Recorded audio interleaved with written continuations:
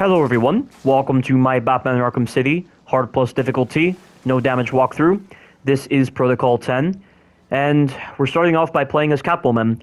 And I can't say I'm very happy to play as Catwoman, and I really wish she didn't exist in this game. She has inferior combat and Predator abilities compared to Batman. Her traversal is equally as shit, because it's dependent upon a timing system that is very sporadic in its detection, and you're just wasting time doing very, very slow actions. She doesn't contribute in any sort of way to the story of the main game.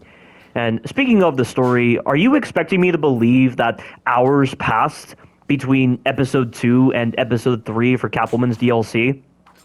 Like, when you're going to Poison Ivy's hideout, you hear a lot of these conversations that indicate that the story point where you're at is when Batman is at the steel mill before he's poisoned by Joker. So you go to Poison Ivy's hideout, and apparently hours pass, and you can clearly tell hours pass because of the fact that Strange keeps indicating how long before Protocol 10 starts.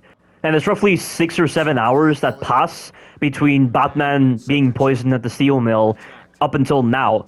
So you're expecting me to believe that Catwoman has just been busy hanging around in the clutches of Poison Ivy for 6 to 7 hours, and they're only now discussing this heist that they should be doing with the Tiger Vault, and to actually get Catwoman's loot and Poison Ivy's plant, which Catwoman doesn't end up getting in the end because she destroys the plant out of spite towards Poison Ivy. Like, you can clearly tell that this DLC is pretty bad if they're not even going to bother explaining why exactly Catwoman was just hanging around for hours, and they were like Poison Ivy and Catwoman were so delayed with actually starting their conversation on how they should handle breaking into the vault. It's so silly when you're actually considering that. But Catwoman Episode 3 is very short, and the main thing that you're doing here is breaking into this vault, and you're just pickpocketing keys, and then you have to take out these Tiger Guards once you actually unlock the vault. And this entire formula is reused in Catwoman's Revenge because Rocksteady couldn't think of any sort of compelling way to make Catwoman's DLC interesting in Batman Arkham Knight, and so they just reused assets from Batman Arkham City with this whole 3 keycard system and then knocking out the thugs. So if you've done this, then you'll probably understand how Catwoman's Revenge will handle. And you're handling a lot more enemies in Catwoman's Revenge compared to here. This is about 5 or 6 enemies, but in Catwoman's Revenge, there's at least like 14 enemies, it feels like. And there's something weird I've actually discovered with Batman Arkham Knight, and I don't know if it applies to the main game, but I seem to mainly get it in the DLCs. But I think Batman Arkham Knight has an adaptive difficulty system similar to Resident Evil 4, because what I noticed was when I was in the middle of Catwoman's Revenge trying to take out those henchmen, and I had to restart, if I restarted multiple times, the number of enemies I would have to deal with when the checkpoint actually repopulated me was less. There were only about 5 or 6 enemies rather than the normal 14. And so it leads me to believe that there is some kind of adaptive difficulty system in Batman Arkham Knight where the game tries to make the section easier if you're messing up a lot. Of course, in Resident Evil 4, it was different. It was not based on restarting the checkpoint. It was more so if you died. If you died or you missed your shots, that was what would actually reduce the level on the adaptive difficulty, which would make the game easier. But, I mean, I know it sounds like an adaptive difficulty, but it could also be a bug, because the DLCs in Batman Arkham Knight do have a couple of bugs. And I've already discussed some of the bugs in the DLCs, and it could just be a similar case, but something that's beneficial. But we're just trying to knock out these guys right here. There are a couple of armored guys in this area, and Catwoman needs to use the Ultra Stun, or she can use the Whip. I really should have been using the Whip, because the Whip is a guaranteed knockdown on these enemies, regardless of whether they're armored or not, because she pulls the legs. And then you're at the mercy of Catwoman's incredibly slow ground takedown animations. I don't know why she has to be so flashy and just be so seductive or just be so, like, stereotypical to just, like, the typical cat where they have to toy with their prey. But it just gets in the way of functional gameplay, and that's why her animations are incredibly slow compared to Batman, because she has to constantly express her agility and express her dominance over the men she takes down. And it's reflecting in the animations, which is why it's just so incredibly slow. And this is why I'm just so limited in my options when it comes to playing as Catwoman, because I'm at the risk of dealing with very slow animations. I mean, look at this. Look how slow this ground takedown animation is. Why is it so slow? There's no reason for it to be that slow. I mean, did they not consider that when they were actually designing the combat and predator scenarios for Catwoman? Because, like, the time you're spent in that animation, you could easily be spotted compared to how it is with Batman. And Batman's ground takedown animations are pretty slow in the combat, which is why it's only best to use them as a last resort. But at least he has ground takedown animations that are also pretty fast if you're not engaging in the free flow. But with Catwoman, every single ground takedown animation that she does is slow. Every evade animation she does is slow. Every strike that she does is slow, because there's no telling if she chooses to cartwheel, flip, or do all these other fancy animations in order to close in on an enemy. And you'll see right here, we're in a combat scenario right now, and all I'm using is just my bolas because I don't want to be screwed by an unfavorable animation, given the fact that the Arkham games love to put in random animations tailored to a random number generator, and you can either get a favorable animation or a non-favorable animation, depending on whether you press square or not. And I don't want to put up with that, and I don't want to put up with this very slow character, which is why I'm going to be using my bolas. But they're down, and now we're going to get out of here. And this is where the game is going to present you with an optional choice. I mean, it's not really optional because the game still forces you to go down the same path, but you have the option to either save Batman or let him die. And I already brought up this point in Batman Arkham Asylum, but Protocol 10 is happening. Protocol 10 is Strange's plan to actually eliminate the criminal populace of Arkham City. But it's clear that when Catwoman doesn't save Batman, Protocol 10 happens, but the criminals are still active. Joker is still able to amass an army. He's able to lay waste to Gotham. So it's clear that Protocol 10 doesn't do anything based on that ending, like that fake ending that you get when you decide to not save Batman in this moment. So to the people that say that Hugo Strange is a better enforcer of justice compared to Batman, so what are you talking about? And Hugo Strange isn't even doing Protocol 10 for the people of Gotham. He's doing it for himself to benefit his master because of how loyal he is to Ra's al Ghul. And Arkham City is entirely Ra's al Ghul's doing. He's the one who constructed Arkham City from the shadows so that he could eliminate the criminal populace. But at the same time, he himself is a criminal. I mean, he put innocent lives on the line. I mean, remember Batman Arkham Origins when Batman was dealing with Shiva? And Shiva had kidnapped an innocent police officer as well as a corrupted police officer. Like, she's putting an innocent man at risk. So it's clear that Ra's al Ghul says he wants to deal with the criminal populace, when in actuality he's still trying to deal with innocent lives. He's trying to take their lives as well, because that whole sense of morality that he supposedly has is non-existent, and it's just a farce. It's just a veil over who he is truly, which is just a perpetuator of violence and a perpetuator of conflict and suffering. And it's just clear he wants to rule the world through his own devious ambitions. So don't tell me for 1 second that Batman is worse than Hugo Strange. Batman actually knows how to fight for justice, even if at times his one-dimensional form of thinking with how he approaches crime gets in the way of actually making sure that Gotham actually evolves from the criminal populace. In fact, I was actually reading something on the Wikipedia page for Batman Arkham. It was actually a reference to a comic that takes place between the events of Batman Arkham City and Batman Arkham Knight, but I mentioned a couple of times that during the events of Batman Arkham Knight, he was still reeling from the loss of Joker, and this is also indicated in Batman Arkham City, Harley Quinn's Revenge. But Batman actually says in a comic that, in a sense, he almost misses Joker.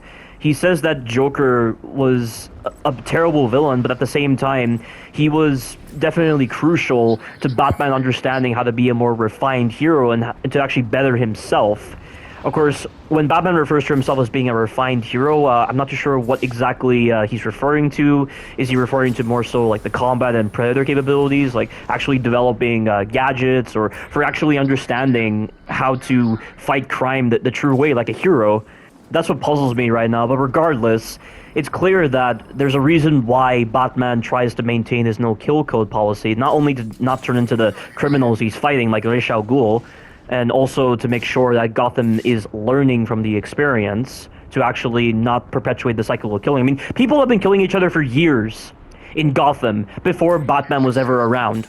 And it's clear that the cycle of killing is just continuing. It hasn't stopped in the slightest. No matter how many people you kill, you're not going to do anything because you're not changing up the way Gotham is handling its criminal populace. All you're doing is just favoring a tertiary prevention method that doesn't benefit the future of Gotham. It's literally akin to fighting viruses. You can't favor a tertiary prevention method when fighting viruses. You have to make sure that you're discovering some kind of way to make sure that the future population is immune to the virus. That's why we create vaccines and the like, and that's taking an extra step. But just simply killing people isn't taking the extra step and the extra mile in actually eradicating crime or for actually ensuring a better future for Gotham.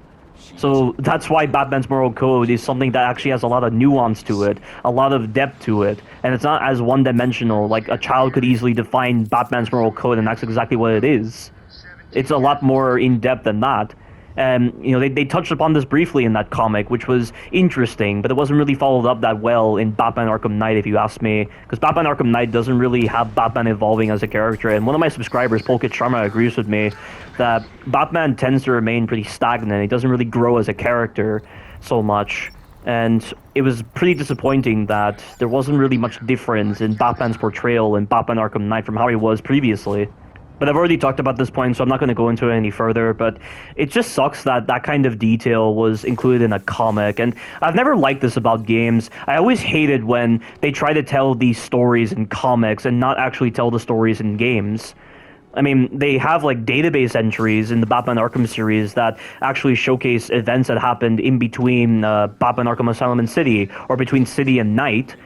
And I think some of those details do come from the comics, and I think that's one thing I've noticed with Arkham City, where it's detailing stuff from the comics. So it's nice that Rocksteady's giving the player the chance to actually view events in the game story rather than from a comic. Because I really feel like when you tell a story through a comic and it relates greatly to a game series, it's just so easy to feel like that information is so disconnected, and it really makes you wonder why they would put it into a comic. And when you're thinking about the story in a game series, you don't want to waste time going to a comic. And, when it's such important pieces of information, that's stuff that should be included in the actual game, not in a comic. And it's just representing some of the inefficiencies with trying to tell a story that deep through the comic series. I mean, you could easily tell the same kind of deep story through the games. Don't tell it through a comic. It's like when Assassin's Creed tries to put major story details in the comics and not in the actual games. Like Desmond's son or Juno dying. I mean, Juno was such an important character, or at least made to seem like a very important character in the game series, but they just killed her off in a comic just to make her forgettable. And that's just a great example of comics just doing a great disservice to a game. And I really feel like the comics, because the comics of the Batman Arkham series detail a lot of information that really should have been in the games, so that it's actually helpful for players to invest in the lore, and they're not wasting time looking at side material or the like. It's just not really beneficial to good storytelling in the Batman Arkham series.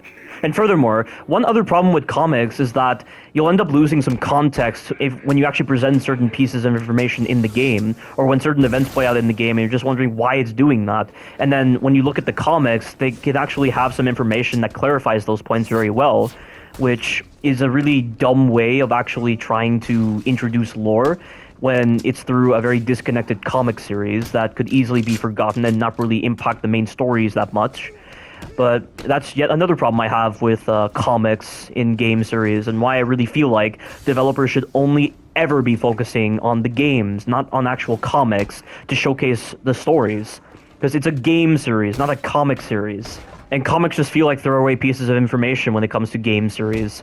So, yeah, that's really what I have to say about that. And also, one last thing I'd like to say about some of the comics. Like, I remember in the comic that takes place between the events of Batman Arkham City and Batman Arkham Knight, Batman had to go to Arkham Asylum in order to stop a potential bombing from the Joker. And he mentioned that there was a 4th of July event that Joker did, which caused the deaths of thousands of people.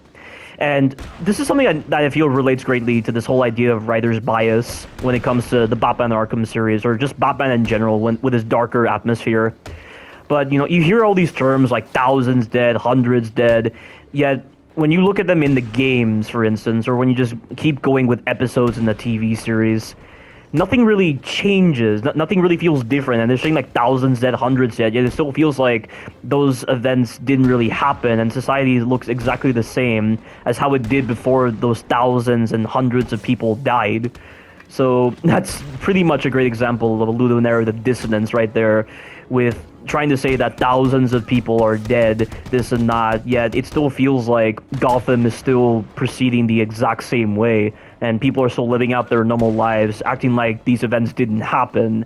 And that is the unfortunate consequence of having writer's bias right there. You keep detailing these events in order to complement this darker atmosphere because you're subconsciously drawn to that darker Batman atmosphere, and certain pieces of information just come across as feeling negligible and not exactly having that much merit or value to them.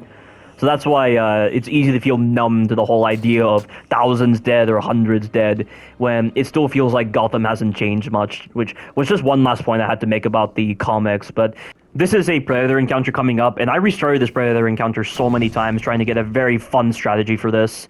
But I will say, though, the AI is bugged in this part because there are times where they just spin around and just know where you are for no reason. And so you have to play a bit of the waiting game to ensure that you're dealing with the AI at the correct point where they won't spin around and find you. But use the mind to take out those two enemies, then zoom in on that guy, use the freeze grenade, use the remote electric charge on this guy, back up, and then throw your quick batarang at this guy. You'll need to back up because there are times when the quick batarang can clip into the geometry. And then get on this gargoyle, get to this gargoyle, use the disruptor on this armored guy. Bear in mind, that sniper, sometimes he's not over there, sometimes he's moving around. The behavior of the enemies is very inconsistent every time you restart the checkpoint. But that guy's gun is disabled, so I'm just going to use the remote electric charge, and I'm going to use the remote control batarang right here, which is the first time you're seeing me use this gadget in the Predator encounters. And I'm going to use it to stun that guy so that I can actually take that armored guy out with impunity. And I'm just going to take this guy out. And then the guy that's frozen, I'm just going to finish off with the remote electric charge. And bear in mind, you cannot finish off armored guys when they're frozen using the ice smash takedown, because the ice smash takedown is just the knockdown smash, and you can't do knockdown smashes on armored guys. But that was a new recording you just saw with the Predator encounter. I recorded that after I did this walkthrough. This right here is the old recording. And I know I mentioned in the previous video that that would actually be the last time I'll be doing a mix-up of new and old recordings, but that did not turn out to be true. This is the last time I'll be doing a mix-up of new and old recordings, and this is going to be entirely the old recording. But that Predator encounter was a lot of fun to do. I think that's my favorite Predator encounter in the game because there are so many different weapons at play, and you can be very creative with the environment. It's just when the AI is being very buggy and they're going off on investigative paths and then they just spot you for no reason because it's like their AI is bugged. And like maybe it has to do with the sniper being active because I get so many moments where the sniper just spots me for no reason in my old strategies, and that's why that new strategy works, because you're not factoring in the snipers as a random variable in this case. Maybe it's those enemies that are causing those moments where I'm just getting spotted for no reason because of how broken the perception is on the snipers at times. But I doubt it. It must just be I'm just doing so many loud takedowns that it's just causing the enemies to be kind of aware of where I am, or it's just breaking their AI that they seem almost omniscient.